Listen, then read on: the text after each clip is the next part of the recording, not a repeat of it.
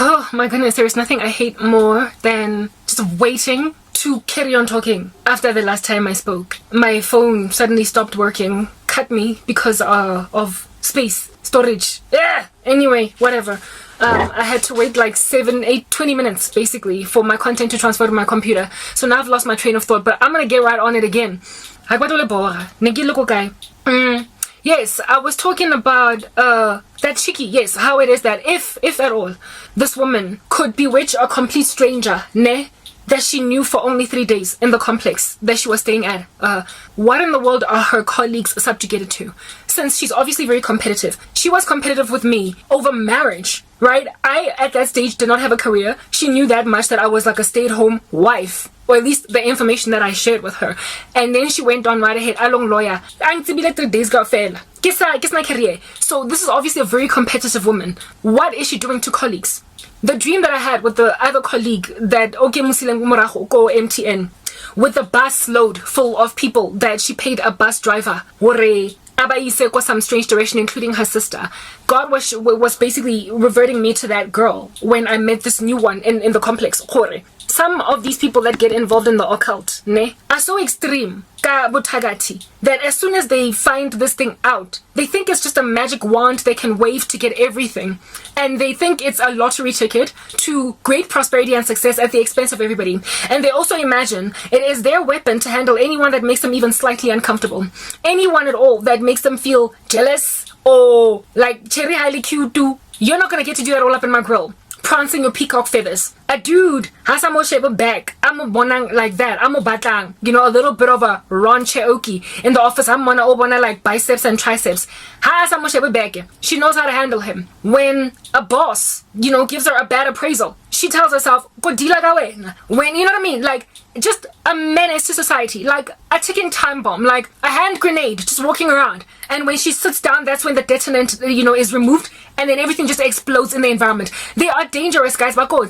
I frankly believe they contribute to the suicides of many people in the land. They contribute to the breaking of families, devastations. Guys, it is a ripple effect. This thing has got ramifications that are far-reaching, and they go well into the future, not just this present state. So they not only afflict very deeply, but they also afflict very broadly and over a very long amount of time. The end goal, the end result is a cantankerous society full of highly skilled people that are unemployed, highly skilled people that are disregarded, highly gifted people that are unheard, unsung heroes all over the show, really honest men and women struggling to come up for air, resulting also in really great wives, women that would make for good wives, struggling to get married, and so therefore taking away from the joy and happiness of a man or a woman, vice versa. It is taking away from children really good mothers. It is taking away from children really good dads. It is taking away from businesses really good skills.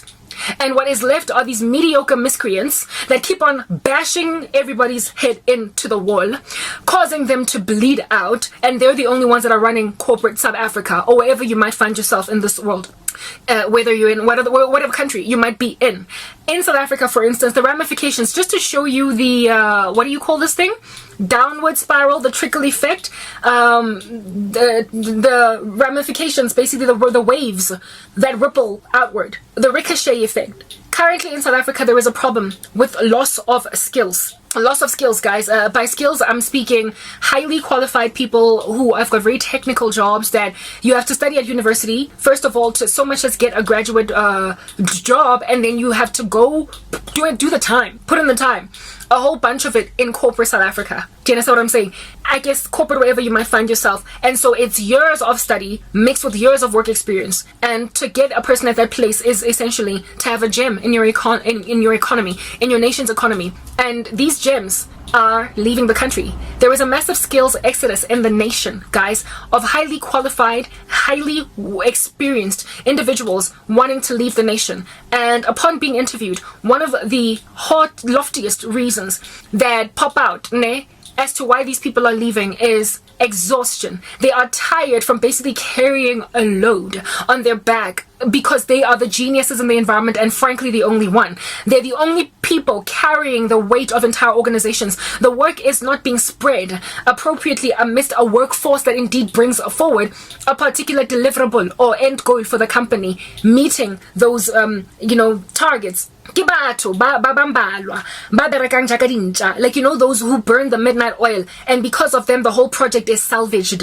Umuntu that will take out sleep from their own itinerary, getting fine lines and wrinkles just so they can deliver a product for Neutrogena to remove fine lines and wrinkles of some like celebrity woman.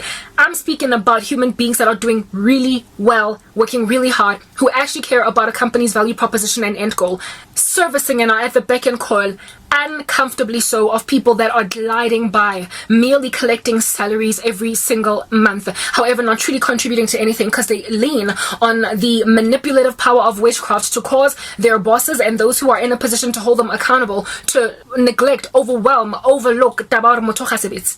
I had a colleague like that on Kenya, the same guy that I spoke about earlier, Onang Bora. He was a resource on my projects. In and of himself, we were a similar level, but MTN was a matrix organization in the sense that somebody could report into you even though they're not your line manager, simply because you are running that project. So I wasn't his line, but I was his project manager. And so I required certain deliverables from him in order to push forward my own projects. Nang Bora, this guy, he was a chauvinist, he couldn't stand women. However, he had needs and desires for women. So Unang Batla in a romantic capacity, but not sufficiently enough to respect me, so I can, respect him back and maybe potentially give him. This guy was a bum. He was a buttock. Just one buttock, not both of them. Just one. The way he was so like fruitless in the organization. Mara gift of the gab. He could talk, so I can see how he interviewed successfully, but talk with no action. I remember one time hosting a meeting, right? It was very imperative. It was one of those do or die meetings. Do we sever this particular deliverable? Do we chop it out or do we keep it? If we sever it, we're gonna have to explain shaky knees and literally like urinating, just a drop of urine on our panties, when we have to explain it to the CEO as to why this has to go, type thing. It was a do or die. IT, very important meeting. Is this a no-go, or are we throwing money? Is it a go zone, or are we throwing money into sunken costs? Such an important meeting as that, and he was the only stakeholder from his department, for crying out loud. And he was like, I'm sorry, there is a more important meeting that is in the pipeline. He even showed me on a spreadsheet the what do you call this thing, the priorities in the organization. And so all the resources would of course go to the top uppermost, and then the second and the third, and my project was hovering somewhere in number 3 or 5, and so it was not as lofty in the list of company priorities to focus on, and so all the resources would go there, and there was like this whole bottleneck. So I understood. I was like, okay, well, I'll give you the minutes of the meetings, and when you are set free from that meeting with your people in your department, sizokhuluma to talk about this, because it's also kind of do or die now. It is in the top 5. It might not be number 1, but it's top 5. Yeah, okay.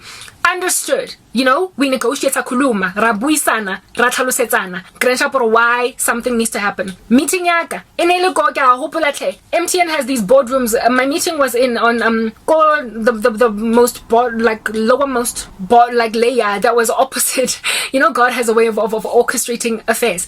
There is this glass, it's like made of glass, but the glass layers are frosted up to a certain level so you don't see the bodies of the people. It's right opposite you. My meeting room was on level, I believe it's 1 or not, where the coffee shop, the canteen, the busy bustling environment is at. And here it is that I arrive at this meeting, and as I'm waiting for all the other people to rock up in the meeting, it wasn't even lunchtime. It could have been like 11, guys, maybe 10:30, I guess sure. So it did not even, I was not even encroaching upon his lunch. His luncheon was set free at 12. Anyway, meeting, I'm still pacing up and down. My colleagues are still coming in. Ba meeting e belangrik. Hake emisa tlhogo pikoko gelisha ke sheba ndefela just gliding in the horizon, in the periphery for this party. Guys, let's move on to the next part.